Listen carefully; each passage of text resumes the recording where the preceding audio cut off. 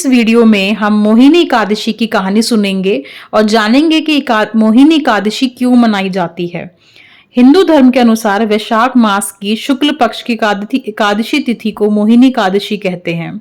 इस व्रत को लेकर पुराणों में बताया गया है कि जब देवताओं और असुरों के बीच समुद्र मंथन किया गया तो उससे अमृत कलश की प्राप्ति हुई।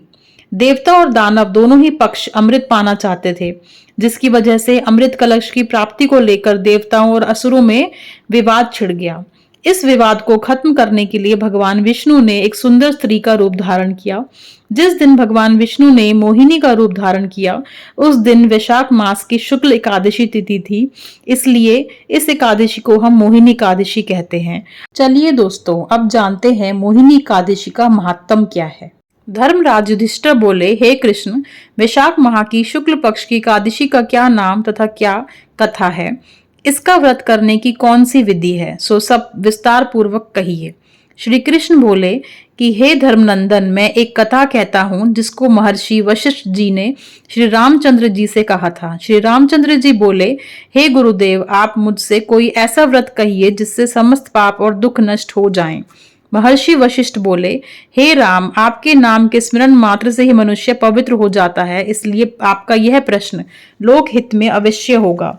वैशाख माह के शुक्ल पक्ष में एकादशी होती है, उसका नाम मोहिनी है। इस एकादशी का व्रत करने से मनुष्य के समस्त पाप तथा दुख छूट जाते हैं।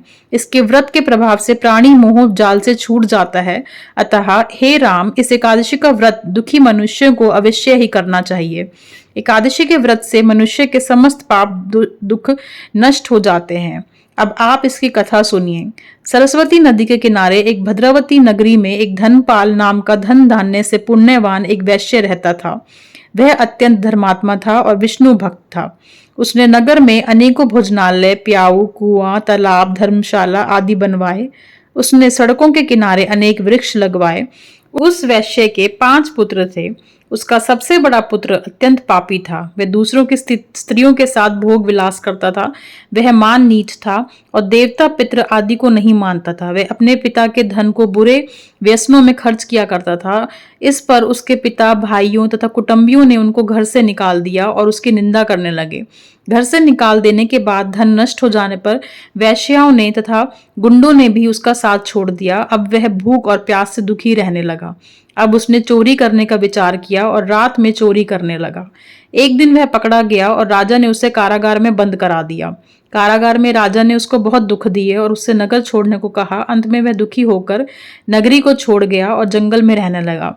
वह बहेलिया बन गया और धनुष बाण से पशु पक्षियों को मार कर लाने लगा। एक दिन वह पापी भूख और प्यास से व्याकुल खाने की खोज में निकल पड़ा और कौटिन्य ऋषि के आश्रम पर जा पहुंचा। उस समय वैशाख का महीना था। कौटिन्य ऋषि गंगा स्नान करने आए। उनके भीगे वस्त्रों के छींटे मात्र से इस पापी को कुछ सुबुद्धि प्राप्त हुई।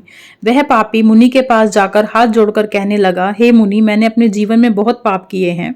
आप उन पापों से छूटने का कोई साधारण और बिना धन का उपाय बताइए। तब ऋषि बोले कि तू ध्यान देकर सुन।